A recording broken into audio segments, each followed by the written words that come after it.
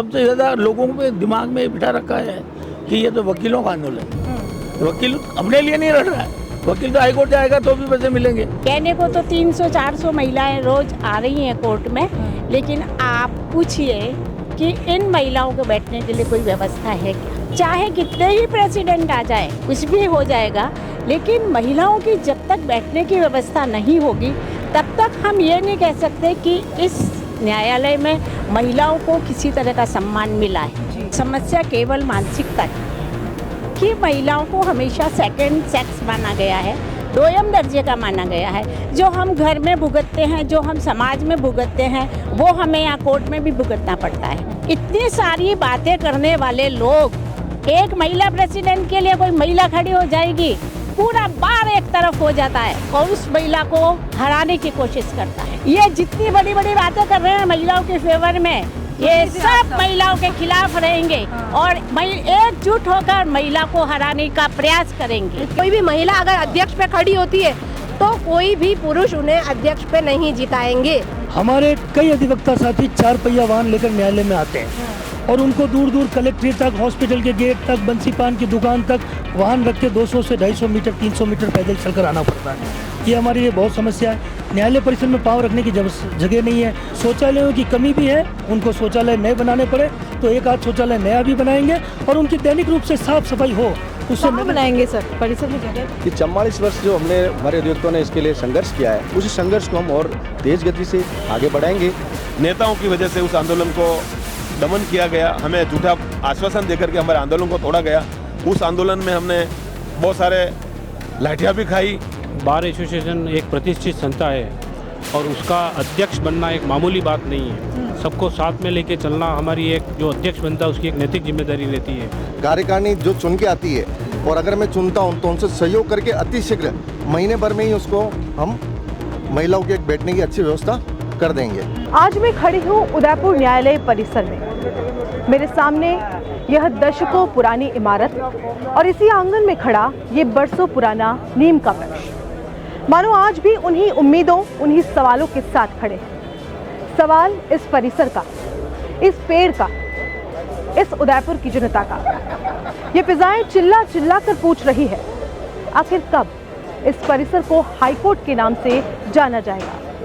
कब उदयपुर को अपना हाईकोर्ट मिलेगा? कब यहाँ की जनता को न्याय के लिए बार बार जोधपुर की दूरी तय नहीं करनी पड़ेगी? पिछले 44 सालों से हम यह प्रश्न सुनते आ रहे हैं। सरकारें बदली, नेता बदले, चेहरे बदलते गए, यहाँ के वकील बदले, बार के अध्यक्ष भी बदले। इसी परिसर के किसी कोने में खड़े होकर कोई वकील बार अध्यक्ष बना, आगे चलकर विधायक बना, सांसद बना, विधानसभा अध्यक्ष बना। कई लोगों ने यहाँ से सफर शुरू करके राजस्थान सरकार के सर्वोच्च पदों तक की यात्रा तय की। सबने इस परिसर को हाईकोर्ट में तब्दील करने के लिए अनगिनत गुहारें लगाई, मन्नतें की, प्रस्ताव भेजे, निवेदन किए, लेकिन सरकार के कानों में जू तक नहीं रेंगी। आखिर जनता का कसूर क्या है? मेरे इस परिसर में कमी क्या है? क्यों हर सरकार हमें केवल आश्वासन देती है, तारीख पर तारीख, वादा पर वादा, पर समाधान कुछ भी नहीं? आखिर कब सरकार की तंद्रा टूटेगी?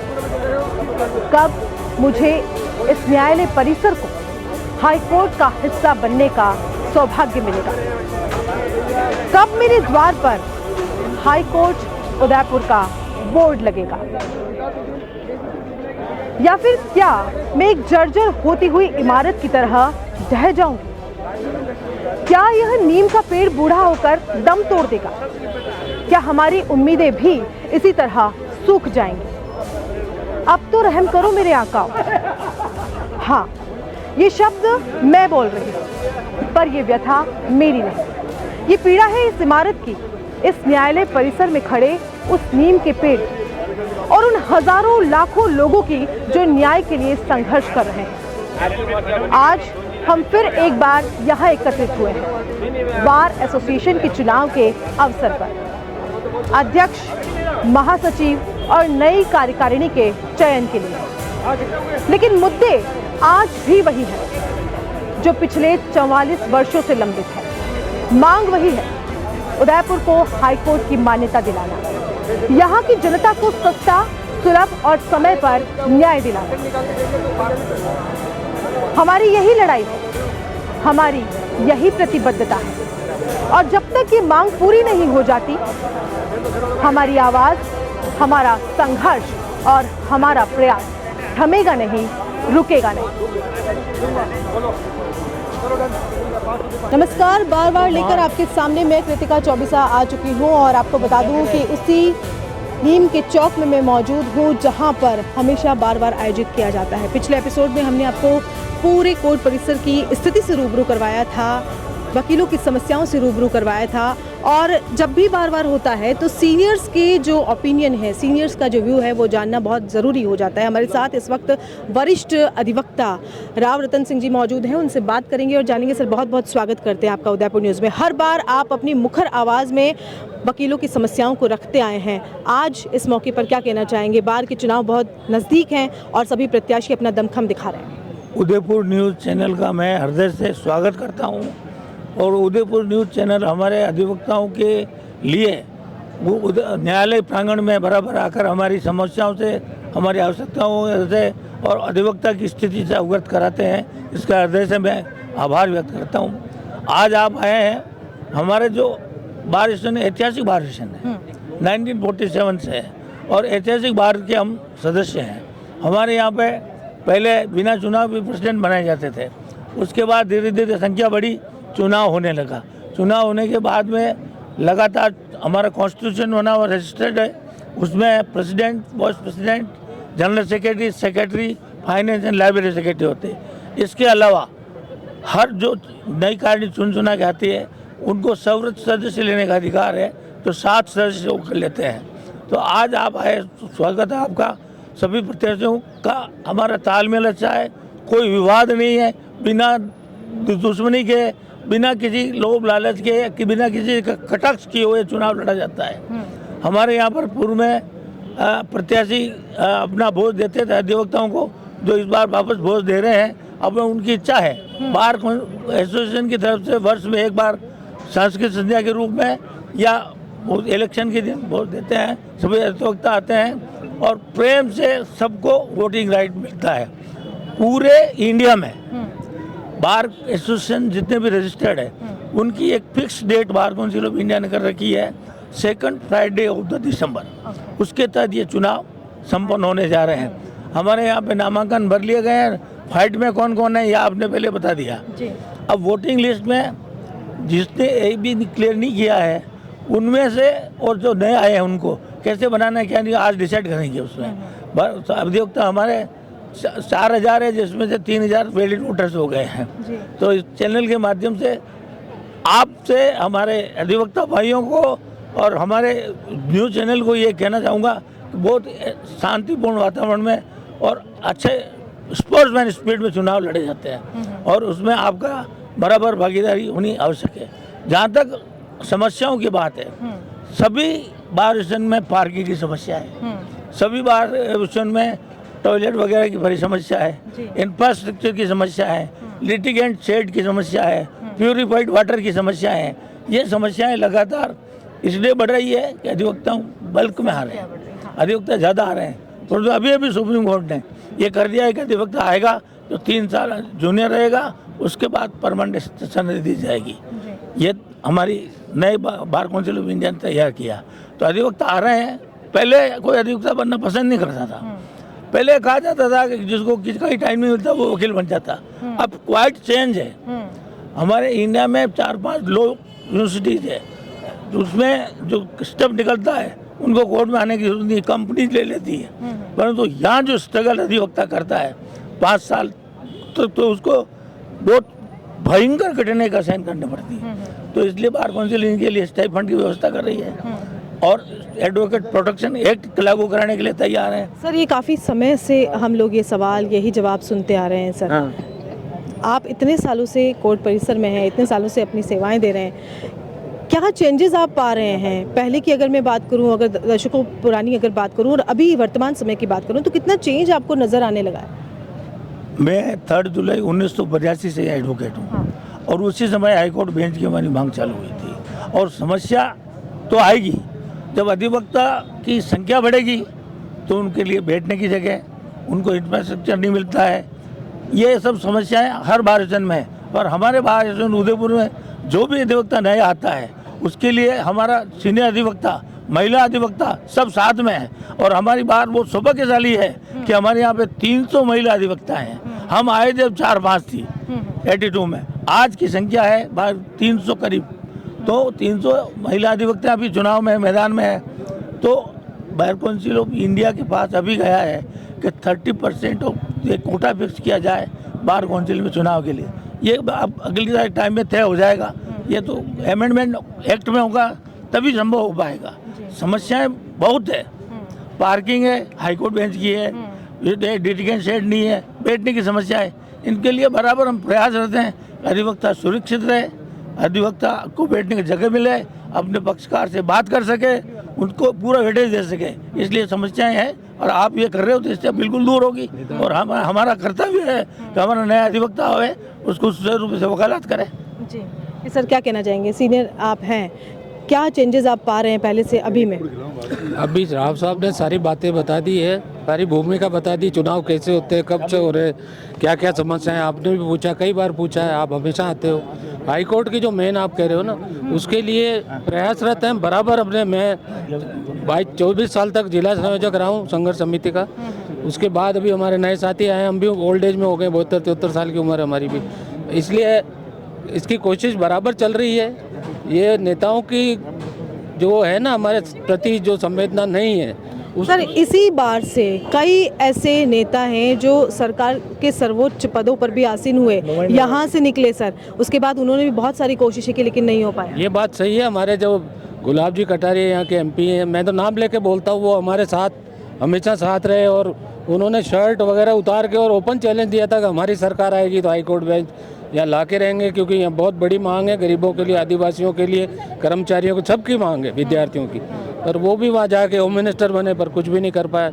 हम डेलीगेशन लेके गए थे, वसुंधरा मैडम थी उस समय CM, तो भी बात की, कमेटी बनाई, सरकार चली गई। अब ये तो इनका कांग्रेस और इनका चलता रहता है। हम वकील किसी पार्टी को बिलोंग नहीं करते हैं, हम हमारी समस्या को लेकर चलते हैं, उसका निदान हम हर हालत में कराएंगे, कोशिश करेंगे, अभी भी जब तक जाने लड़ेंगे। सर, क्या कहना चाहेंगे आप? नहीं, सर का हम लेंगे बाद में, लेकिन आप मुझे बताएं कि बहुत सारे नेता निकले हैं सर यहाँ से। नेता निकले हैं, उनकी राजनीतिक, मैंने पहले भी कहा था, राजनीतिक दबाव है उन पे, तो इस बात को उठाते ही नहीं है। ये बात नहीं उठाएंगे जब तक राजनीतिक और हमारे यहाँ की पब्लिक जागरूक नहीं होगी, तब तक ये TSP एरिया में हमारा राइट है तो नहीं आ रहा है। उसका कारण यही है, राजनीतिक दबाव और इंटरेस्ट सबसे ज़्यादा लोगों के दिमाग में बिठा रखा है कि ये तो वकीलों का आंदोलन है। वकील अपने लिए नहीं लड़ रहा है, वकील तो हाईकोर्ट जाएगा तो भी पैसे मिलेंगे, यहाँ लड़ेगा तो भी अपनी फीस लेगा। तो ये गरीब के लिए नहीं आए, TSP एरिया में प्रोविजन है कॉन्स्टिट्यूशन में, उसका भी ये ध्यान नहीं देने पर ये हमारा, आप अगर ये हमारे जो आपके चैनल्स, हमारे पेपर न्यूज़ वगैरह हमारे साथ मांग उठाएंगे तो निश्चित रूप से वो दिन दूर नहीं कि उदयपुर में हाईकोर्ट बेंच की स्थापना होगी। अब समस्या है हमारे यहाँ पे, जैसे कैंटीन है, कोई स्वच्छ कैंटीन नहीं है। ऐसी कैंटीन हो, पक्षकार भी अपना भोजन कर सके, अधिवक्ताओं के लिए अलग से कैंटीन हो, वहाँ पे हो, जैसे बॉम्बे हाईकोर्ट में है, एडवोकेट के लिए अलग कैंटीन है, पक्षकारों के लिए अलग कैंटीन, तो वहाँ अपने तरीके से बैठ सकते हैं। हमारे यहाँ पे अच्छी हॉल है, अच्छी लाइब्रेरी है, अच्छे एडवोकेट्स हैं, अच्छे सीनियर एडवोकेट्स हैं।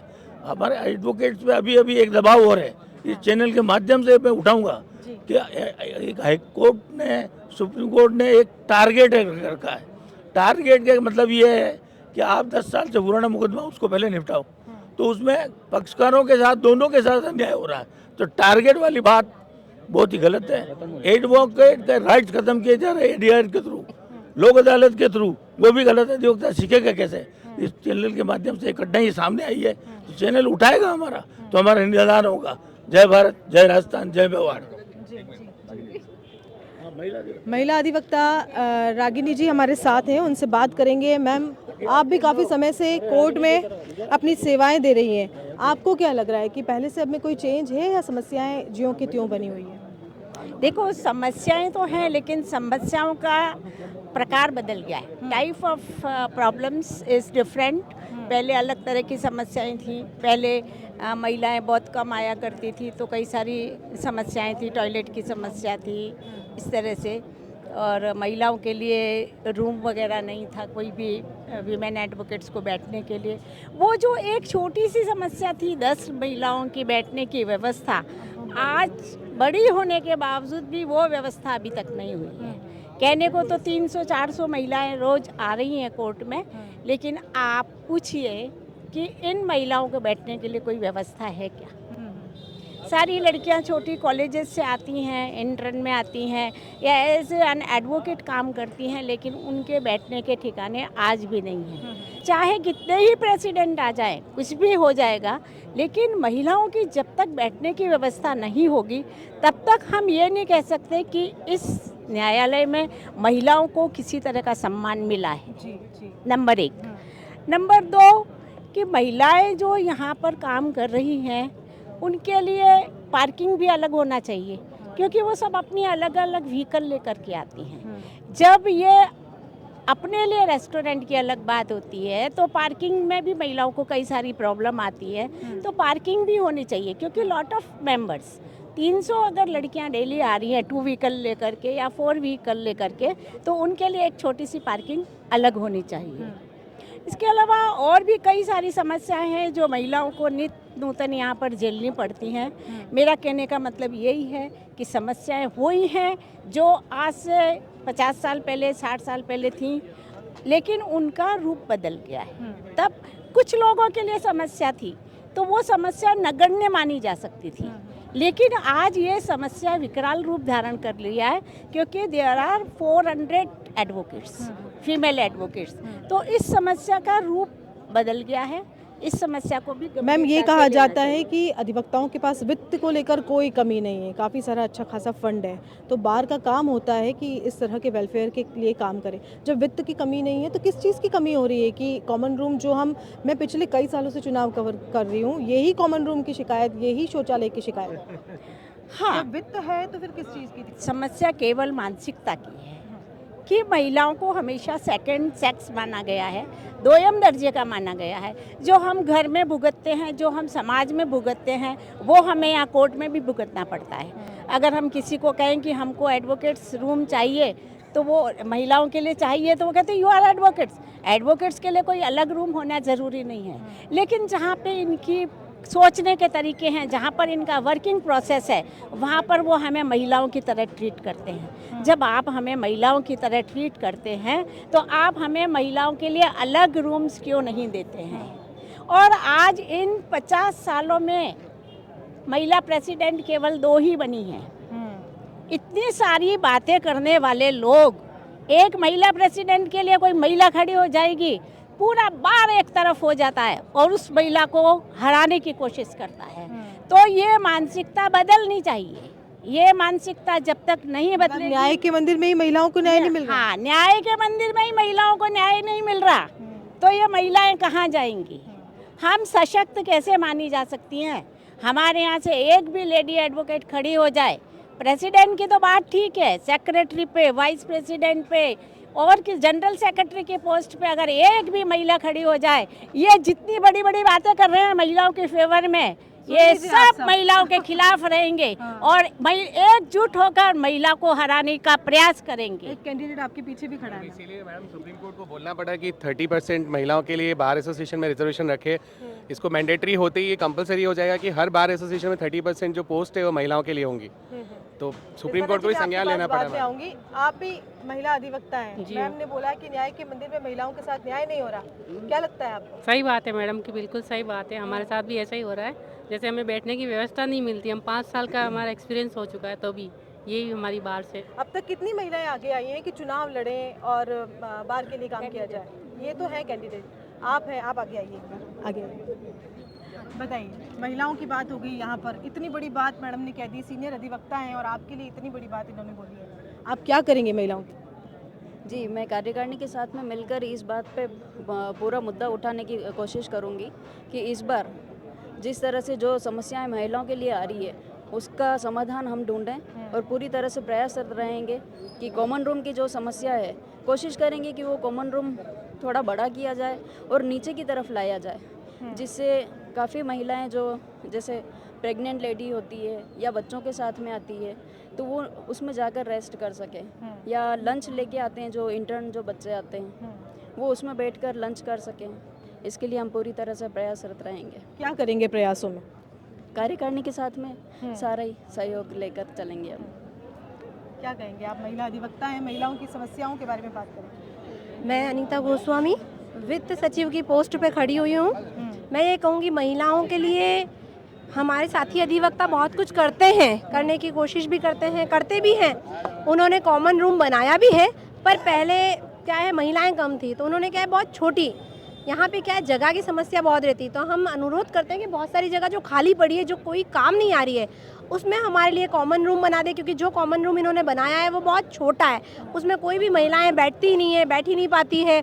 बाकी यहाँ का वातावरण बहुत अच्छा है, हमारे साथी अधिवक्ता जितने भी हैं वो हमारे साथ खड़े रहते हैं। यहाँ पे अभी भी थोड़े दिन पहले एक महिला अधिवक्ता के साथ कुछ नहीं, अभी मैम ने बोला कि महिला अगर किसी भी पद के लिए चुनाव मैदान में उतरती है तो सारे एडवोकेट्स एक तरफ हो जाते हैं। आपको ऐसा कुछ महसूस हो रहा है क्या? पिछले कुछ वर्षों से महिलाएं कार्यकारिणी में आ नहीं रही है, इसलिए मैम ने ये चीज़ कही है कि कई महिलाएं आती है, क्योंकि हर पोस्ट पे क्या होता है एक महिला खड़ी होती है, उसके अलावा 3-4 पुरुष खड़े होते हैं।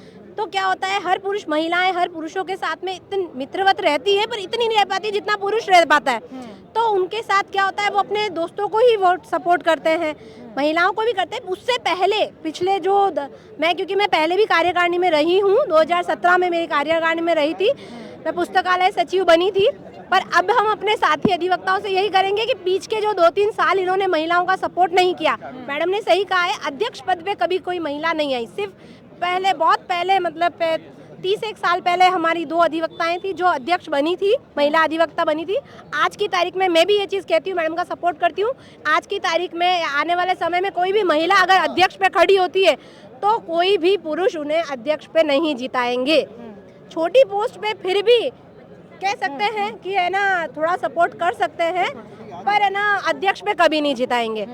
अब इसीलिए हम तो अनुरोध करते हैं अपने साथियों से कि वो है ना महिलाओं का भी सपोर्ट करे, साथ दे और महिलाओं को लाए। के पद पर खड़ी है ना, वित्त को लेकर तो कोई दिक्कत नहीं है?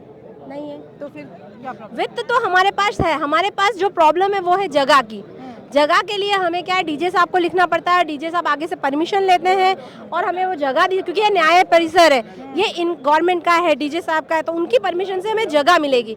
जगह मिलेगी तो हम पैसा, थोड़ा बजट उनका भी आएगा, थोड़ा बजट हमारा भी होगा, तो हम उसमें है ना हमारे महिलाओं के लिए कॉमन रूम बनाएंगे। क्योंकि महिलाओं की सभी की एक समस्या रहती है कि सारी महिलाओं के पास बैठ के खाना खाने के लिए, क्योंकि बहुत सी के पास, कुछ के पास जैसे मेरे पास टेबल है, कुछ के पास टेबल भी नहीं होता है, तो वो खाना कहाँ खाए। बच्चों को भी लेके आती है, खूब सारी महिला अधिवक्ता ऐसी है जिनके पास बच्चे हैं, तो अब वो उसको कहाँ बिठाए, कहाँ रखे, कहाँ खाना खाए। बहुत सारी लेडीज़ जो भी ड्रेसेस पहन के आती है, कोई भी चीज़ हो जाती है, बहुत सी प्रॉब्लम्स होती है लेडीज़ की। तो अगर कॉमन रूम अगर अच्छा सा होगा तो वो वहाँ पे जाके अपने आप को थोड़ा सिक्योर, थोड़ा व्यवस्थित कर सकती हैं।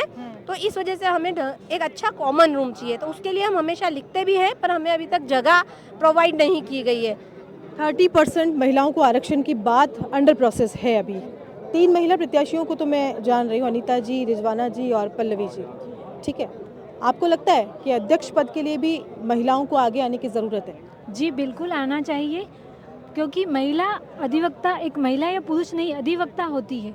तो मैं चाहती हूँ कि कोई ना कोई खड़ा होना चाहिए हिम्मत करके, ये ना सोचे कि मैं एक महिला हूँ खड़ी नहीं हो सकती। वो सिर्फ अधिवक्ता होती है, क्योंकि हम कोर्ट परिसर में वकालत करते हैं, ये सोच के नहीं करते कि हम महिला हैं या पुरुष है। कोई भी क्लाइंट हमारे पास आता है तो न्याय मांगने आता है, वो ये सोच कर नहीं आता कि महिला अधिवक्ता है या पुरुष अधिवक्ता है। तो सभी समान है और खड़ा होना चाहिए। बिल्कुल। आप चुनाव लड़ रही हैं, इस बार जीत जाती हैं तो जैसा कि सीनियर एडवोकेट रागिनी मैम ने बोला, महिलाओं के लिए क्या कुछ करने वाली हैं आप? जी बिल्कुल, महिलाओं के लिए एक प्रपोजल बनाएंगे, क्योंकि हमेशा क्या होता है कि बजट तो हमारे पास होता है, लेकिन क्या हम कुछ कर नहीं पाते। कार्यकारिणी का समय भी 1 साल का होता है, बनाते करते प्रपोजल रखते हैं, जितने सब सहमति जितने कार्यकाल खत्म हो जाता है। तो मैं चाहती हूँ कि अभी से ही मैंने एक प्रपोजल बनाया है कि पीछे जो लाइब्रेरी बनी हो उसकी जगह खाली है, वहाँ पर एक महिलाओं के लिए कॉमन रूम की व्यवस्था हो सकती है और बन सकता है।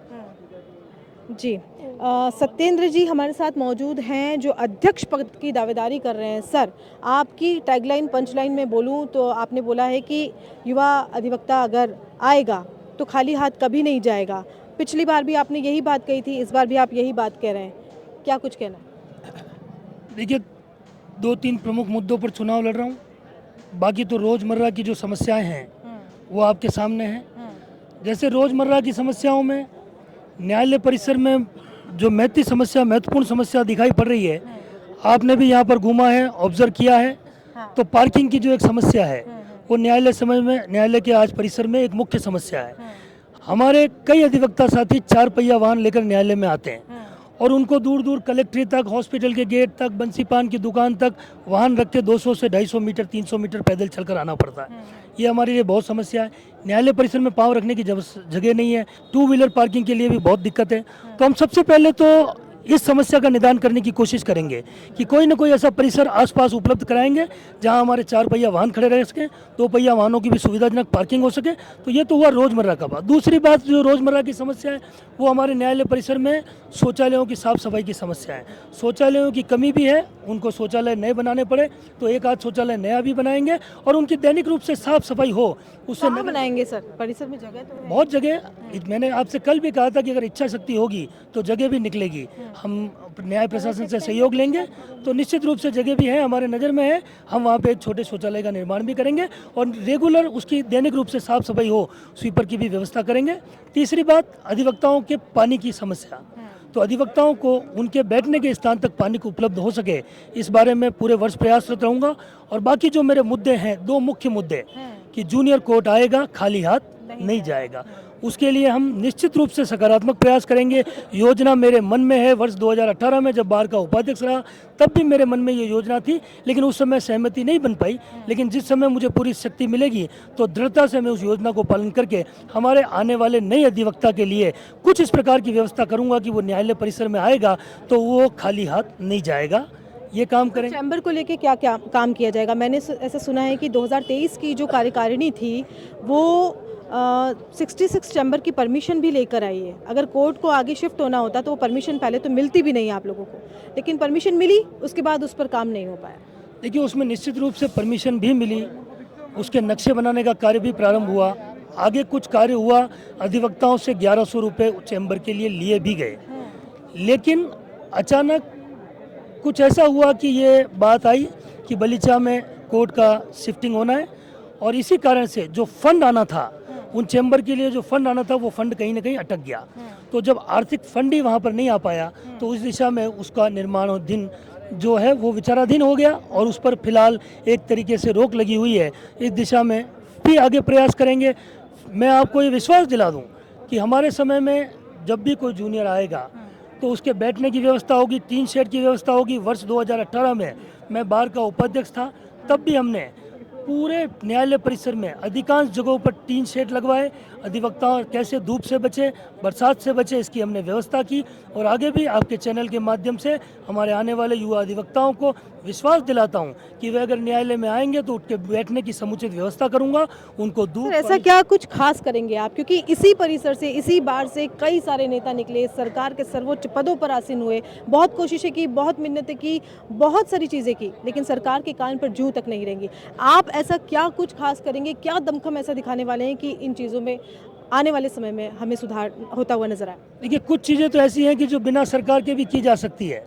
जैसे पार्किंग की समस्या है, इसका निदान हो सकता है। पानी पीने के पानी की समस्या है, इसका निदान हो सकता है। इच्छा शक्ति होगी, मैं निश्चित रूप से आपको विश्वास दिलाता हूं कि ये काम इस वर्ष में होंगे। पानी की समस्या का निदान होगा, शौचालयों की समस्या का निदान होगा, पार्किंग की समस्या का भी निदान होगा। जूनियर खाली हाथ नहीं जाएगा, इस पर भी ध्यान रहेगा। और महत्वपूर्ण बात ये कि हमारा जूनियर, हमारे आने वाले नए आगंतुक अधिवक्ता किस प्रकार से दृढ़ता से न्यायालय में पैरवी करें, उसके लिए जितने भी हमारे सीनियर अधिवक्ता विभिन्न क्षेत्रों में वकालत कर रहे हैं उनका बराबर मार्गदर्शन लेंगे।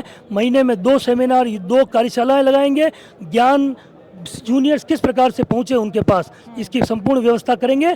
और दूसरी बात, जो हमारी मातृशक्ति, जो अभी बात हुई कि जो नारी शक्ति है, मातृशक्ति है, इनके लिए तो वर्ष 2018 में एक छोटे से कॉमन रूम का इस्तेमाल, कॉमन रूम का निर्माण मातृशक्ति के लिए कराया गया, लेकिन वो बहुत छोटा है। जैसा अनीता जी ने कहा कि उसमें आज की तारीख में हमारी 600 से ज़्यादा अधिवक्ता मातृशक्ति हैं। अच्छा, हर बार जब कार्यकारिणी बनती है तो क्या महिलाओं से राय ली जाती है, महिलाओं से बात की जाती है? जी, आपकी समस्याओं को जाना जाता है? बिल्कुल की जाती है, बात की जाती है, समस्याओं को रखा जाता है और सुना जाता है। आपसे पूरा बोलने मैं पहले कार्यकारिणी में भी रही हूँ, हमसे पूछा जाता है और वैसे हम जब भी चुनाव लड़ते हैं या महिलाएं अपनी सारी समस्याएं हैं बताते हैं, महिलाओं को हमारी कार्यकारिणी में कॉप्टेल मेंबर भी बनाया जाता है और महिलाओं को सम्मान दिया जाता है कार्यकारिणी में और उनसे पूछा जाता है क्या समस्या है क्या नहीं है, पर कुछ कारण ऐसे रह जाते हैं जिसकी वजह से समस्याएं दूर नहीं हो पाती है। अच्छा, 1 साल बहुत शॉर्ट पीरियड है ऐसा लग रहा है आपको? 365 दिन है हालांकि, लेकिन आपको लगता है कि बहुत कम समय है क्योंकि यहाँ पर काम ज़्यादा होता है तो राजनीति थोड़ी कम हो पाती है? देखिए, सारे अधिवक्ता हमारे सब संगठित हैं, सब भाई हैं।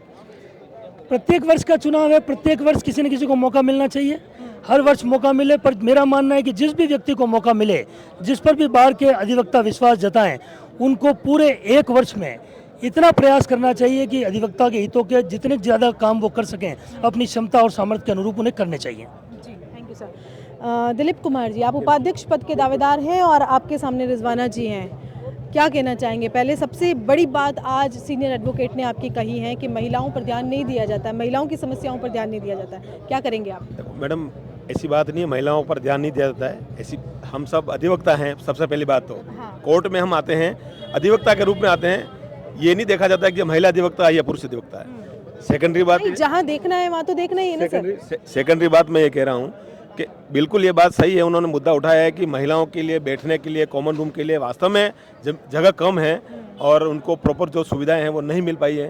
अब क्यों नहीं मिल पाई है ये तो पूरी कार्यकारिणी वो जवाबदेही है, लेकिन मेरा प्रयास ये रहेगा, मैं बार एसोसिएशन का अगर उपाध्यक्ष चुना जाता हूँ तो मेरा प्रयास ये रहेगा कि महिलाओं के लिए कम से कम उनके जो बेसिक जो नीड है वो कम से कम उनकी पूरी की जाए, वो इनका अधिकार है। कम से कम बेसिक नीड, कॉमन रूम हो गया, वॉशरूम हो गया, इनकी कम से कम व्यवस्था। और दूसरी बात यह है कि जो पार्किंग की मेन इशू है, आज मैं 21 साल मेरे को रेगुलर अधिवक्ता के रूप में काम करते हुए गए, लेकिन आज मेरे को भी यहाँ मैं अगर 11:30 बजे तक अगर कोर्ट आया तो मेरी बाइक रखने के लिए मेरे को जगह नहीं मिलेगी, कार रखने की जगह तो दूर है। तो इसके ऊपर थोड़ा गंभीर रूप से प्रयास किया जाएगा। और दूसरी बात यह है कि जो नए अधिवक्ता जो आते हैं जिनके बहुत सारों की AIB क्लियर नहीं है, तो अब की बार बहुत सारे जनों से मैंने संपर्क किया तो उन्होंने यही कहा है कि सर हमारे AIB का सेंटर एक का जयपुर आया, एक का जोधपुर आया, एक का अहमदाबाद आया और जयपुर जोधपुर में 20-20, 40-40, 80 किलोमीटर दूर सेंटर आया। तो उन्होंने कहा सर हमारे लिए आप क्या करेंगे? तो मैंने उनको यही आश्वासन दिलाया कि मैं हमारा प्रयास ये रहेगा कार्यकारिणी को साथ में लेकर के कि हमारे जो भी जूनियर अधिवक्ता है जिनकी AIB क्लियर नहीं है उनके लिए कम से कम उदयपुर में सेंटर खोला जाए। सर, अधिवक्ता ऐसा वर्ग है जो साम दाम दंड भेद सब कुछ जानता है, लेकिन आप ही लोगों की जो समस्या है वो पूरी नहीं हो पाती है। आप इस बार क्या कुछ खास ऐसा करने वाले हैं?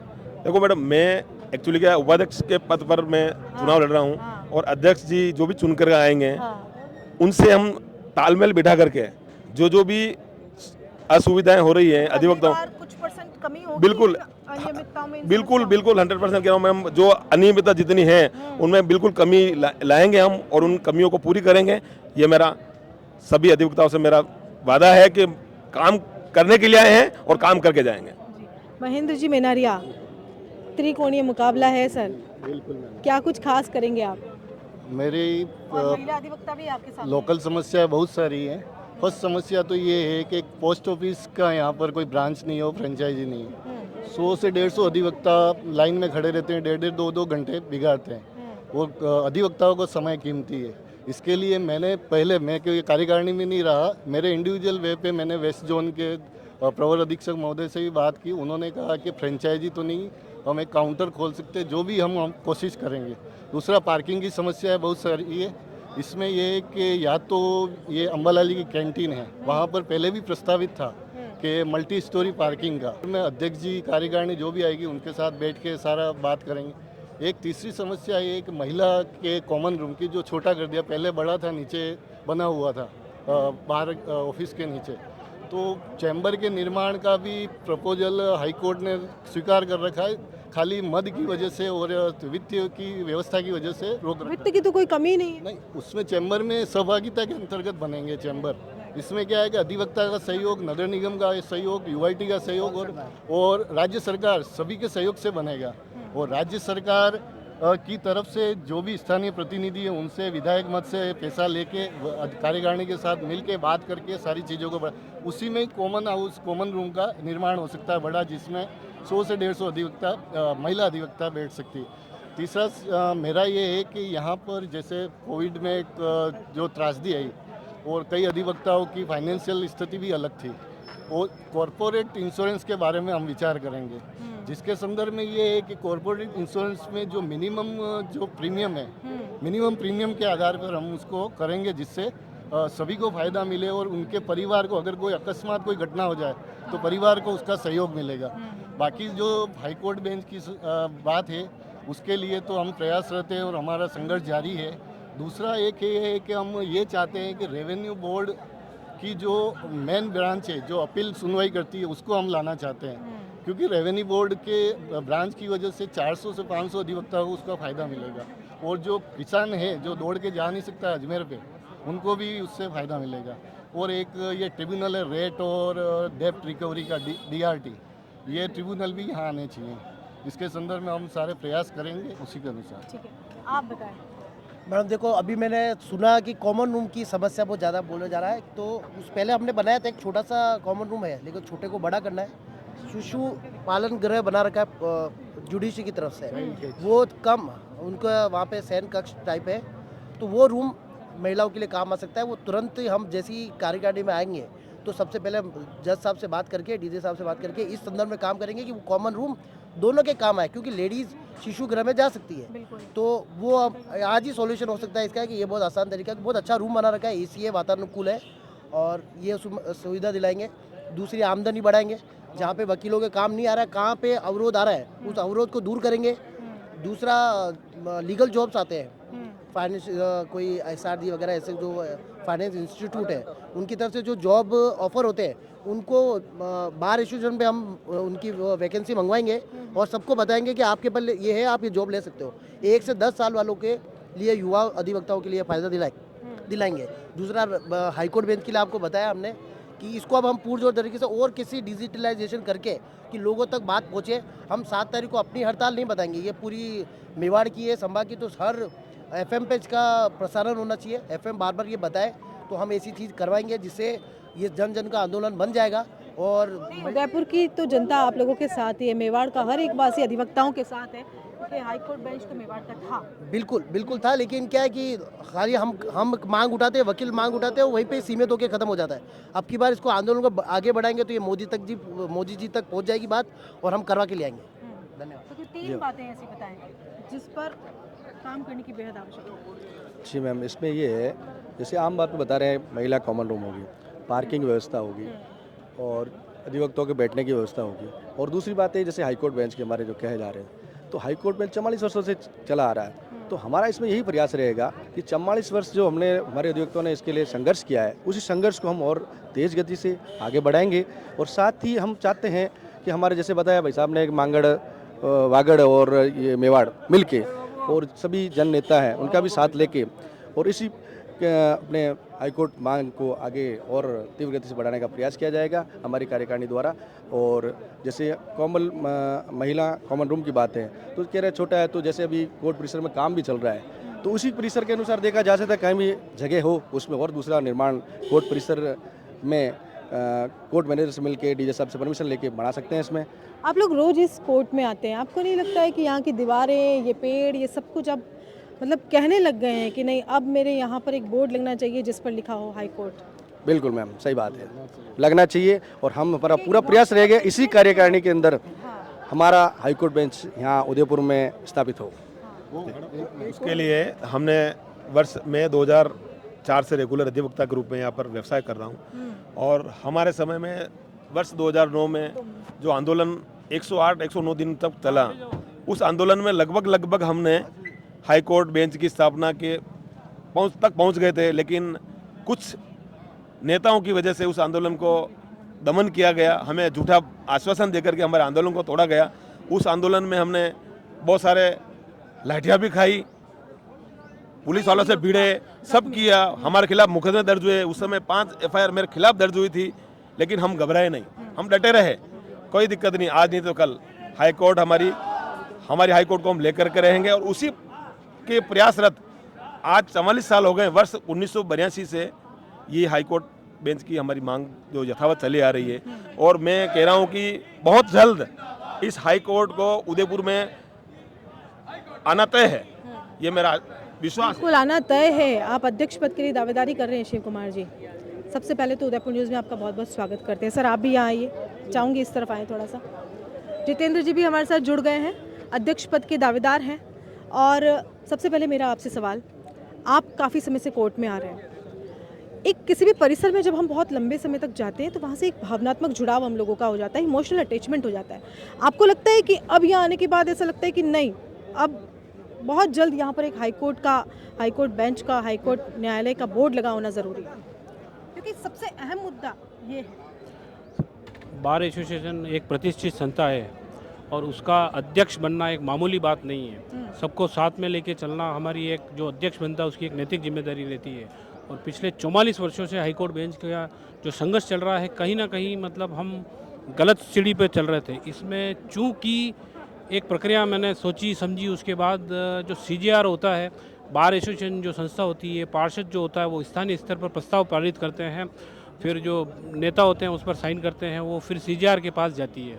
नहीं, अब तक जो कार्यकारिणी थी वो तो बहुत अच्छे तरीके से सब समझ रही थी ना। आप लोग तो बहुत अच्छे तरीके से साम दाम दंड भेद और कानून को बखूबी जानते हैं। और कानून को जानते हैं, लेकिन ये समझ मुझ में भी नहीं थी। मैं जब 2023 में जनरल सेक्रेटरी था तो हमने भी ज्ञापन पे ज्ञापन दिए, लेकिन बाद में सुनने में आया कि ज्ञापन कभी वहाँ तक पहुँचा ही नहीं। तो CJR को लिखना पड़ेगा। CJR अपने न्यायिक प्रणाली से विचार विमर्श करके CJI को लिखेगा। फिर CJI को अगर लगेगा कि हाई कोर्ट वाकई में यहाँ स्थापित होनी चाहिए, बाहुल्य क्षेत्र से, आदिवासी क्षेत्र से, हर उसको लगता है कि अगर वाकई में वहाँ ज़रूरत है तो वो केंद्र सरकार के द्वारा माध्यम से राष्ट्रपति के द्वारा अधिसूचना पारित करवाता है। ये हाई कोर्ट बेंच की जो कमी थी, इस कमी को पूरा करना पड़ेगा। और मैं जब महासचिव था, सब मेरा जो मुख्य दबा के देना, हाँ नहीं आता तो मैं आप बोलो नहीं। और जब मैं महासचिव था तब मेरी प्राथमिकता रही थी कि अधिवक्ताओं को साथ में लेके चलना। मैं कभी अधिवक्ता से नहीं लड़ा, अधिवक्ता के लिए लड़ा हूँ। और कभी भी किसी अधिवक्ता ने मुझसे शिकायत नहीं करी। हाँ, महासचिव रहा था, उस समय भी हमने बहुत काम किया था, तो मेरे पे कंटेम्प्ट भी लगा था। तो वो कंटेम्प्ट भी पर्सनल कैपेसिटी में नहीं था, सारी अधिवक्ताओं के हित को लेकर कंटेम्प्ट था। तो उस कंटेम्प्ट में भी हाईकोर्ट द्वारा हमें डिस्चार्ज किया गया था। हाईकोर्ट की बात तो हो गई। अधिवक्ता ये भी खड़े हैं, ये भी मेरा ब्रदर हैं। हम सबके विचार अलग हो सकते हैं, लेकिन हमारा सब उद्देश्य एक ही रहेगा कि बार की गरिमा को वो ऊंचाइयों तक पहुँचाना, सब अधिवक्ताओं को मिलकर। और मैं अगर अध्यक्ष चुन के आता हूँ तो मैं बार नहीं चलूँगा, यहाँ का जो प्रत्येक अधिवक्ता है वो बार चलाएगा। अधिवक्ताओं के हित के लिए बात करें, नए जो अधिवक्ता आ रहे हैं उनके हित के लिए बात करें, उनकी गरिमा की बात करें, उनकी सेफ्टी की बात करें, तो क्या होगा? सेफ्टी तो हर अधिवक्ता को अपनी सेफ्टी करना उसकी नैतिक जिम्मेदारी है। उसमें प्रोटेक्शन एक्ट के लिए भी हमने 70 दिन की हड़ताल चल रही थी, उसमें भी काफ़ी हद तक हमें कामयाबी मिल गई थी। वो हमारे और राकेश जी मोगरा जो अध्यक्ष थे, उनके सानिध्य में हमने काम किया था। और उसमें कहीं ना कहीं उसमें भी कोई कमी रह गई जो वो जाके फाइल वो अटक गई। तो उसको भी हम सार्थक करेंगे अगर मैं चुन के आता हूँ तो, सारे अधिवक्ताओं के माध्यम से लेकर। सर आप बताएं, आप क्या करेंगे खास? इन्होंने तो बता दिया कि जो खाना में बिल्कुल इन्होंने तो बताया कि जिस तरह से जो प्रक्रिया थी वो ही गलत थी, या आगे तक बात पहुंच ही नहीं पाई, ज्ञापन आगे तक नहीं पहुंच पाया, ये कह रहे हैं शिव जी। ऐसा बात नहीं है। हमारे जो मेवाड़ वागड़ का जो संघर्ष समिति है अधिवक्ताओं की, पिछले 44 वर्षों से जो आंदोलन चल रहा है, हमारी पूर्व कार्यकारिणी और संघर्ष समिति द्वारा अथक प्रयास किए गए, वर्तमान कार्यकारिणी और उससे पूर्व द्वारा भी उग्र आंदोलन किए गए, सड़कों पे उतरे गए। और हमने यहाँ तक विधानसभा के बाहर भी धरना दिया है। और हमारा डेलीगेशन हाईकोर्ट प्रशासन और केंद्र सरकार तक भी गया है। लेकिन कुछ राजनीतिक कमियों के कारण हमारे यहाँ हाईकोर्ट बेंच नहीं आ सकी है। अगर मैं अध्यक्ष चुना जाता हूँ तो मेरा प्रयास रहेगा कि सारे जो जिले हैं मेवाड़ वागड़ के, उन सब के जनप्रतिनिधि MLA MP को साथ लेकर हमारा जो डेलीगेशन होगा एडवोकेट्स का, वो MP तो यहाँ से भी निकले, इस परिसर से भी निकले, लेकिन फिर भी बात नहीं हो पाई है। लेकिन अब नई रणनीति के साथ, नए जोश के साथ हमें अपनी बात आगे तक पहुंचानी पड़ेगी, हाई कोर्ट तक पहुंचानी पड़ेगी, केंद्र सरकार तक पहुंचानी पड़ेगी, सुप्रीम कोर्ट तक पहुंचानी पड़ेगी। उसके बाद हाई कोर्ट बेंच का हमारा जो सपना है वह पूरा होगा और हाई कोर्ट बेंच मेवाड़ में आएगी। यह एक जनता की मांग है, कोई अधिवक्ताओं की मांग नहीं है, सस्ता सुलभ न्याय की मांग है। अच्छा सर, आप पिछली बार चुनाव 2018 में लड़े थे, उसके बाद आप कितने सक्रिय रहे अधिवक्ताओं के लिए? मैं पिछले 25 वर्षों से इस न्यायालय परिसर का सक्रिय अधिवक्ता हूं और मेरे द्वारा यहाँ पर जो आंदोलन चलाए गए हैं उसमें पूर्ण रूप से सक्रिय भागीदारी रही है। हर अधिवक्ताओं के साथ मैं दुख सुख में काम आया हूँ। 18 के बाद तो बहुत सारे चुनाव हुए सर, आपने कभी मन क्यों नहीं बनाया? 18 के बाद पारिवारिक कारणों से मेरे जो छोटे भ्राता थे उनकी किडनी का प्रॉब्लम हो गया था, उनकी मृत्यु भी हो गई, निधन हो गया था, इस कारण कुछ समय नहीं लड़ पाया। लेकिन मैं यहाँ इस बार एसोसिएशन के परिवार के हर दुख सुख में काम आया हूँ और आज पुनः अपने साथियों के बीच में मैदान में हूँ। अच्छा, मेवाड़ वासियों से कुछ कहना चाहते हैं कि आप लोगों के साथ वैसे तो सारे ही मेवाड़ वासी खड़े हैं, लेकिन जनता से कुछ कहना चाहेंगे आज? जनता से मतलब अगली बार उन्हें ये न्याय के लिए जोधपुर तक की दूरी तय नहीं करनी पड़ेगी। मेवाड़ की जनता से मैं यही कहूँगा कि इस उदयपुर शहर की जो महती मांग है, मेवाड़ संभाग की मांग है, क्योंकि ये आदिवासी बहुल्य क्षेत्र है, टीएसपी क्षेत्र है, ऐसी स्थिति में यहाँ पे हाई कोर्ट बेंच लाने का पुरजोर प्रयास करेंगे। और मेरा एक निवेदन और है कि इस न्यायालय परिसर के अंदर पिछले 3 वर्षों में नए अधिवक्ताओं का जो आए हैं उनके लिए आगे बड़े सेमिनार्स कराए जाएंगे और विधि के क्षेत्र में वो अपना पूर्ण योगदान दे सके, ऐसा मेरा प्रयास रहेगा।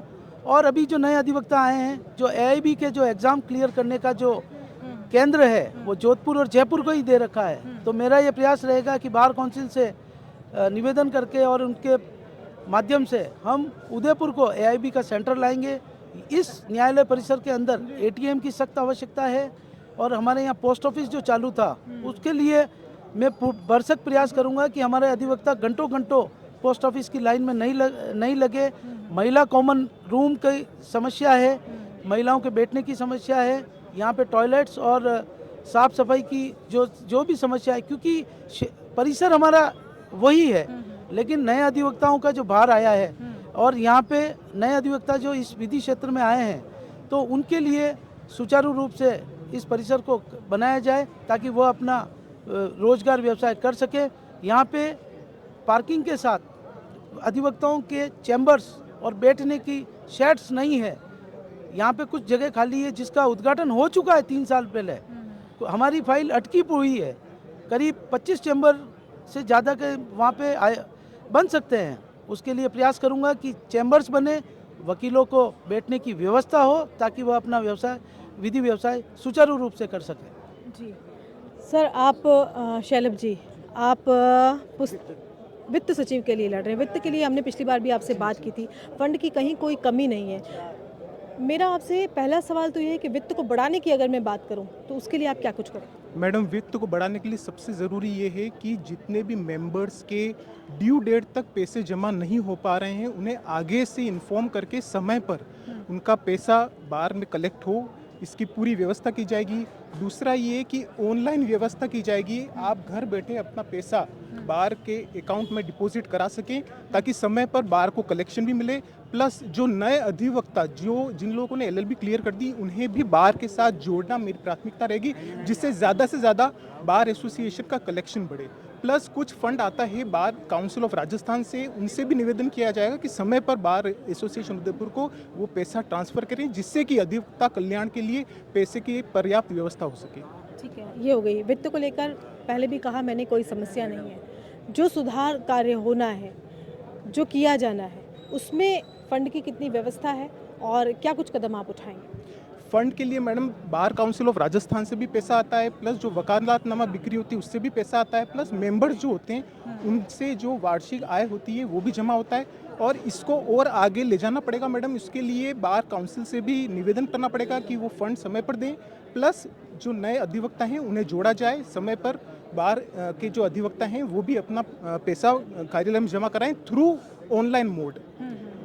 अच्छा, आपकी जो लाइब्रेरी है, अगर उसकी मैं बात करूं तो वो डिजिटलाइजेशन के लिए इंतज़ार कर रही है। वकीलों ने ये बोला है कि बहुत ऐसे 2 सिस्टम लगे हुए हैं, कंप्यूटर लगे हुए हैं, वो बस रखे हुए हैं, चल नहीं रहे ढंग से। कितने जर्नल्स और कितनी पुस्तकें जो हैं उनकी ज़रूरत है, आप उस पर कितना फंड? मैडम, अधिवक्ता का कार्य ऐसा है जो पढ़ाई के ऊपर ही डिपेंड करता है। तो अधिवक्ताओं को जब तक नॉलेज नहीं होगी तब तक वो अपने कार्य क्षेत्र में आगे नहीं बढ़ पाएंगे। मेरा सबसे बड़ी प्राथमिकता एक ये भी रहेगी कि बार की एक ऑलरेडी डिजिटल लाइब्रेरी है, पर हमारी जो लाइब्रेरी है उसको डिजिटलाइज करें, प्लस अधिवक्ताओं को एक मोबाइल ऐप मिले जिस पर कि सारी जो इन्फॉर्मेशन वो चाहते हैं, चाहे वो जजमेंट से रिलेटेड हो, चाहे कोई एक्ट से रिलेटेड है, और बाहर की जितनी भी गतिविधियां हैं वो सारे मोबाइल ऐप पर उपलब्ध हों। यही मेरी प्राथमिकता रहेगी कि आम अधिवक्ताओं को बार से ऑनलाइन मोड पर जोड़ना, वर्चुअली जोड़ना। प्लस मेरा ये भी प्राथमिकता रहेगी कि जैसे हम लोग हाईकोर्ट बेंच की मांग कर रहे हैं, वो वर्चुअल हाईकोर्ट बेंच भी उदयपुर में आ जाए, ये भी मेरी कोशिश रहेगी। ये भी कहा जा रहा है कि कोई भी ऐसी मीटिंग होती है, आप लोगों की बातचीत होती है, उस पर चाय नाश्ता बखूबी होता है, खर्चा कम होता है जैसा आम जगह पर देखा जाता है, लेकिन उसको चार्ज ज़्यादा किया जाता है। वहाँ मुद्दे की बात भी होती है, पर वित्त को लेकर एक ये चीज़ आप ही के एडवोकेट्स में से सामने आई है। उन्होंने कहा है कि प्रश्न मैं ज़रूर करूँ। बिल्कुल ये बात आपकी सही है मैडम कि वित्त में पारदर्शिता होनी बहुत ज़रूरी है, और इसीलिए मैंने भी अपने जो हमारे अधिवक्ताओं के ग्रुप हैं उनमें भी कई बार चलाया है कि जो रिकॉर्ड्स मेंटेन होते हैं वो डिजिटल फॉर्म में हो, सॉफ्टवेयर में हो, ताकि जैसे ही ट्रांजैक्शन हो इमीडिएटली उसका रिकॉर्ड मेंटेन हो, वो रिपोर्ट्स वित्त सचिव के सामने हो, ताकि वो एनालाइज करके और सही डिसीजन ले सके, पारदर्शिता रहे, जवाबदेही रहे। उसके लिए मैंने ग्रुप्स में भी चलाया है कि सॉफ्टवेयर के थ्रू अकाउंट्स मेंटेन होंगे, पेपरलेस और कैशलेस व्यवस्था सुनिश्चित करने की जिम्मेदारी मैं लेता हूँ। बिल्कुल। सर बताएं, 3 ऐसे मुद्दे जिन पर काम करने की बेहद ज़्यादा ज़रूरत है। सबसे बड़ी बात जो महिलाओं के लिए रूम वाली बात है, जो उनके बैठने के लिए, भोजन करने के लिए ऐसी व्यवस्था करनी है। तो सबसे बड़ी समस्या आपने पूछी थी कि जगह कहाँ से लाएंगे, तो एक जो हमारी ओल्ड लाइब्रेरी है उसके ऊपर एक स्पोर्ट्स रूम बना हुआ है, उसमें लिमिटेड अधिवक्ता ही जाके स्पोर्ट्स करते हैं। की जगह भी आप लोग कह रहे हैं कि हाँ, वो तो नहीं मिलेगी, लेकिन ये हमारे पावर में है, और कार्यकारिणी जो चुन के आती है, और अगर मैं चुनता हूँ तो उनसे सहयोग करके अतिशीघ्र महीने भर में ही उसको हम महिलाओं के एक बैठने की अच्छी व्यवस्था कर देंगे। दूसरी चीज़, मैं जिस कार्यकारिणी में अगर मैं चुन के आता हूँ तो कार्यकारिणी के सहयोग से मैं सबसे बड़ी चीज़ ये करूँगा कि हर बार क्या होता है कि चुन के तो चले जाते हैं लेकिन विजन नहीं होता है कि आगे करना क्या है, और सारा एंड टाइम पे किया जाता है। तो हमारा प्रयास रहेगा कि अगर मैं चुन के जाता हूं तो कार्यकारिणी के सहयोग से 1 साल का शेड्यूल हम पहले ही बना लेंगे कि हम ये वर्क करेंगे, इस समय करेंगे और ये टाइम होगा। उससे क्या एक विजन तैयार हो जाएगा और उसमें कुछ कमियां नहीं रहेगी। मतलब एक ब्लूप्रिंट होना चाहिए। हाँ, एटलीस्ट 100 दिन हाँ, हमेशा क्या होता है अर्जेंसी के अंदर परसों ये कार्यक्रम करना है, वहाँ ये करना है, तो ठीक है, कोई अचानक कोई कार्यक्रम होगा वो एक अलग बात है, लेकिन एक विजन होना चाहिए कि साल भर हम ये कार्यक्रम करेंगे, इस समय इस समय इस समय। तो ये अगर शेड्यूल बन जाता है तो सबके लिए बहुत बढ़िया हो जाएगा और एक अच्छी बार और उभर के नजर आएगी। तीसरी चीज रही बीसीआर में, बीसीआर के पास बीसीआर के अभी चुनाव आ रहे हैं, हम चाह रहे हैं कि बीसीआर के जो सदस्य हैं जो बाहर से यहाँ आते हैं या यहाँ वाले भी, हमें ये प्रॉमिस या वादा करें कि लगभग 1 करोड़ रुपया हमारा प्रति साल बीसीआर को जाता है वेलफेयर के रूप में, उसमें से एक हैंडसम फंड दिया जाए जो अधिवक्ता हित के लिए काम आए।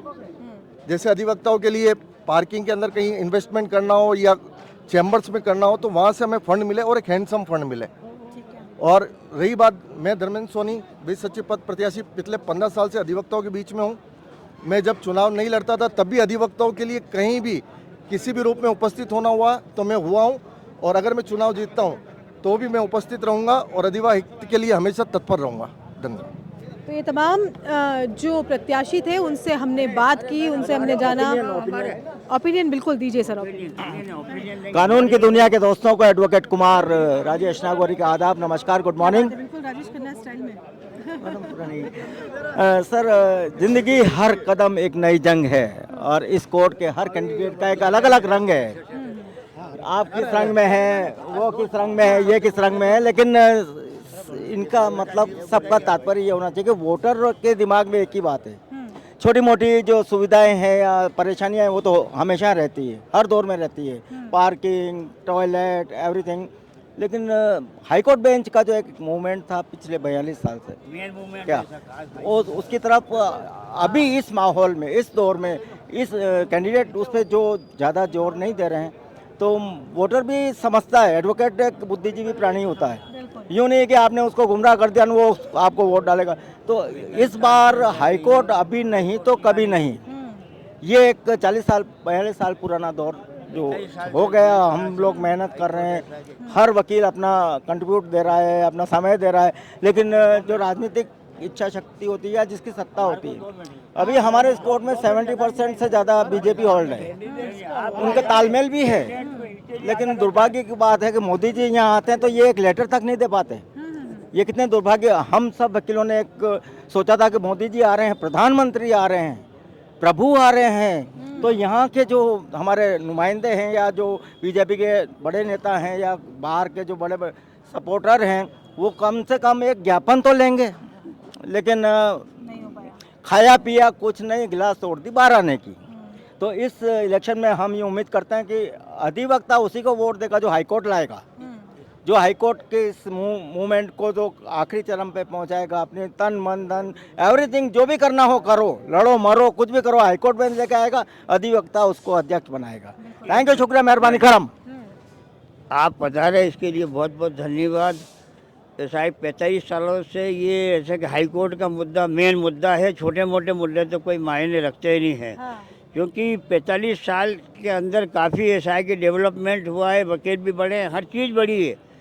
लेकिन यहाँ के क्या राजनीति चली है, जैसे कि राजनीति होते हुए पावर में ऐसा है कि कोई ऐसा नेता नहीं आया यहाँ पे जो सेंटर तक ऐसा है कि जाके ऐसा है कि मोदी से पीएम से मिल सके या लॉ मिनिस्टर से मिल सके, या सुप्रीम कोर्ट में भी आपने किसी ने पिटीशन लगाई नहीं। यहाँ पे हाई कोर्ट में भी किसी ने पिटीशन नहीं लगाई कि साहब हमारी यहाँ आदिवासी बेल्ट है, 70% आदिवासी यहाँ पे रहते हैं और बांसवाड़ा क्षेत्र के हैं, उनको ऐसा है कि इसलिए यहाँ पे प्राथमिक हमारा पहला मुद्दा है। इसको फेल करने में क्या है कि राजनीतिक पार्टी दोनों है। जब राजनीतिक बीजेपी की हुकूमत आती है तो कांग्रेस वाले बाहें चढ़ा लेते हैं, बीजेपी की हुकूमत आती है तो पीछे हट जाते हैं। सेंटर तक ऐसा है कि जब तक आपकी अप्रोच नहीं होगी सुप्रीम कोर्ट तक आपकी और लॉ मिनिस्टर तक अप्रोच नहीं होगी तो यहाँ कोई हाई कोर्ट आने वाली है नहीं। वो 45 साल में यहाँ पे किसी ने अपनी पावर भी नहीं बताई कि हमारी पावर वहाँ तक है कि हम पीएम से मिल के आए हैं, आज लॉ मिनिस्टर से मिल के आए हैं, सुप्रीम कोर्ट के जज से मिल के आए हैं और वहाँ पे हमने पिटीशन भी लगाई है। तो साहब इस मेवाड़ स्टेट के अंदर, और मेवाड़ ऐतिहासिक है, ये छोटा मोटा क्षेत्र नहीं है, यहाँ पे महाराणा प्रताप की धरती है। और इसलिए जैसा कि यहाँ पे क्या है कि पावरलेस ये जो लड़ रहे हैं, और अब जो ये यंग पीढ़ी को चाहिए कि संगठित होके, और इनको एमपी को अगर यहाँ पे हाई कोर्ट नहीं आती है तो उनको सबको इस्तीफा दो। जब से सरकार बनती है तो भी ये कहा जाता है कि मेवाड़ ने, जिसने मेवाड़ को जीत लिया उसने सब कुछ जीत लिया, लेकिन मेवाड़ जो उसका हक है हाई कोर्ट बेंच, उसके लिए अभी तक प्रयासरत है, उसके लिए अभी तक कोशिश कर रहा है। 3 ऐसी बातें बताएं, 3 ऐसे मुद्दे बताएं जिस पर आप चुनाव लड़ेंगे। सबसे पहला तो जो हाई कोर्ट बेंच का एक आंदोलन चला था 1950 में, 1950 में यहाँ पे पहले हाई कोर्ट थी उदयपुर में। और उसके बाद कुछ राजनीतिक इच्छा शक्तियाँ भी कमी रही है। वास्तव में जब भी जिसकी सरकार आती है वो उस तरफ ध्यान नहीं देता है।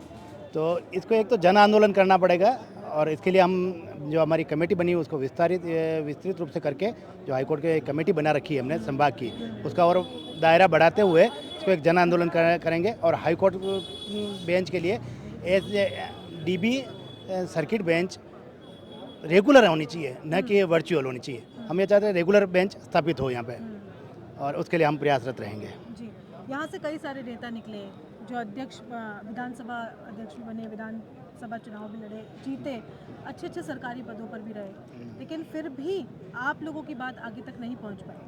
देखो, सब अपने अपने कार्यों में सबने अपना अपना प्रयास किया है। किसने कम किया तो किसने ज़्यादा किया है, ये नहीं है कि प्रयास नहीं किया, सबने प्रयास किया है। 2023 की कार्यकारिणी की अगर मैं बात करूं तो सुनने में आया है कि लगभग 33 के आसपास चैम्बर की परमिशन वो लोग लेकर आए थे, लेकिन आगे फिर उस पर काम नहीं हो पाया।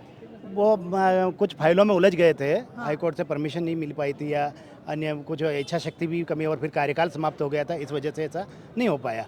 पर हम आएंगे तो उस फाइल को वापस रीओपन करते हुए चैम्बर और बैठने की व्यवस्था की जाएगी। अगर चैम्बर नहीं बनते तो भी बैठने की व्यवस्था बच्चों के लिए इनके लिए की आपके जाएगी। सामने जो खड़े हैं शिव कुमार उपाध्याय, उनसे अभी हमने बात की। उन्होंने ये कहा कि अब तक जो प्रोसेस अपनाया जा रहा था वो थोड़ा गलत तरीके से था, आगे तक ज्ञापन नहीं पहुंच पाए, पूरा तरीके से काम करेंगे, पूरी प्रक्रिया के साथ काम किया जाएगा, प्रक्रिया को सही रूप से अपनाया जाएगा। आपका क्या कहना है? नहीं, ऐसा नहीं है।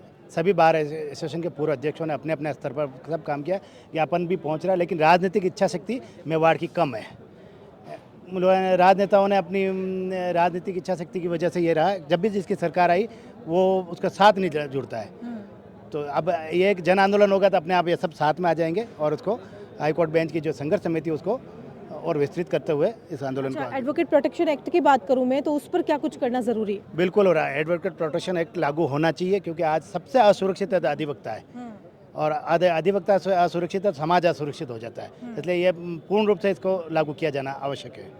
अच्छा, आपको ऐसा लगता है सर कि अधिवक्ताओं के लिए एक भूमि आवंटन की प्रक्रिया बहुत ज़्यादा ज़रूरी है, प्लॉट उनको देने चाहिए, एक ऐसी कॉलोनी इस उदयपुर शहर में बसनी चाहिए जहां जो वकीलों के लिए हो? इसके लिए हमने पहले भी प्रयास किए थे, लेकिन यूआईटी जो है उसने सैंक्शन नहीं किया उसको। और अभी भी बीच में 2 साल 3 साल पहले भी कार्यकारिणी ने यहाँ किया था, ठीक है ना। तो ये प्रयास पूरे नहीं हो पा रहे हैं, उससे कॉलोनी नहीं हो पा रही है, बाकी सारों को ही दे रहे हैं ये कॉलोनी। सर, प्रयास पूरे नहीं हो पा रहे? नहीं, इसके लिए सरकार पिछली गवर्नमेंट में भी बार एसोसिएशन ने लेटर लिखा था। उसके अलावा सरकार यहाँ पे कई बिला नाम ज़मीन है जो उदयपुर के आसपास है, सरकार चाहे तो अधिवक्ताओं को दे सकती है बिला नाम ज़मीन। जैसे 15 या 20 बीघे दे देवे तो उसमें प्लेट सिस्टम से अधिवक्ताओं को आराम से रहने के लिए मिल सकता है, और यह अधिवक्ता सहयोग और सरकार के सहयोग से पूर्ण हो सकता है। इसके लिए हम प्रयासरत रहेंगे। अच्छा, मेवाड़ की जनता से आज कुछ कहना चाहेंगे चैनल के माध्यम से? बिल्कुल, अब मेवाड़ की जनता को आश्वस्त करता हूँ, मेरे कार्यकाल में मैं हाईकोर्ट ला के रहूँगा। तो देखिए, हाँ, जहाँ तक अभी आपने सारे कैंडिडेट्स को सुना, सबने कहा हाईकोर्ट हम ले आएंगे। हाँ, ये हम तो काफ़ी समय से सुन रहे हैं। हाँ, और सारी कार्यकारिणियाँ कह रही है, लेकिन यहाँ एक संभाग की कमेटी बनी हुई है जिसमें मैं भी पहले संभागीय प्रवक्ता रहा हूँ, और हम लोगों ने भी प्रयास किए। और हम मोइली जब विधि मंत्री थे उनके पास गए, उन्होंने कहा मैं तो डिसेंट्रलाइजेशन सुप्रीम कोर्ट का भी चाह रहा हूँ, हाई कोर्ट का तो होना चाहिए, लेकिन दुर्भाग्यवश उनको कुछ समय बाद हटा दिया गया। यहाँ ये हो रहा है कि जो राजनीति में सक्रिय नहीं रह पाते हैं या पद पे नहीं रह पाते हैं, कि अभी एमएलए हार गया या एमपी हार गए, वो लोग यहाँ आ जाते हैं आंदोलन में और कहते हैं हम सब करेंगे, हम लड़ेंगे। लेकिन जब वो बन जाते हैं तो वो लोग अपने ऊपर के दबाव के कारण, जब तक कोई दबंग नेता संभाग का नहीं आएगा जो मुख्यमंत्री बने या मुख्यमंत्री से लड़े, क्योंकि इसका क्राइटेरिया मेनली क्या है कि विधानसभा से प्रस्ताव पारित होना आवश्यक है। अगर वो प्रस्ताव पारित हो जाता है तो इजी गोइंग 7 डेज में हाई कोर्ट यहाँ हो सकती है। इसलिए विधानसभा में प्रस्ताव पारित होना मुख्य है ही है। देखिए, विधानसभा में प्रस्ताव कार्यकारिणी ला सकती है इसको, और ना जनता कुछ कर पाएगी। एक ऐसा नेता चाहिए, दबंग नेता चाहिए जो उदयपुर से निकले और मुख्यमंत्री के पद पर आसीन हो, किसी बड़े सर्वोच्च पद पर आसीन हो। हमने तमाम अधिवक्ता प्रत्याशियों से बात की, जाना यहाँ की समस्याओं से हमने आपको रूबरू करवाया, उनके मन की बात को हमने जाना। मुख्य रूप से महिला अधिवक्ताओं को लेकर बहुत सारी यहाँ पर दिक्कत है, कॉमन रूम को लेकर दिक्कत है, शौचालय को लेकर दिक्कत है, मतलब मूलभूत सुविधाएं यहाँ पर ना के बराबर है। और पिछले कई समय से जो है ये अधिवक्ताओं की डिमांड है, चलती आ रही है। तो कुल मिलाकर पूरा दमखम के साथ में कोई एक ऐसा व्यक्ति, कोई ऐसा किरदार यहाँ से निकले जो बात ऊपर तक पहुँचाए तो मेवाड़ को उसका हक मिल पाएगा। फिलहाल के लिए इतना ही, दीजिए इजाज़त, नमस्कार।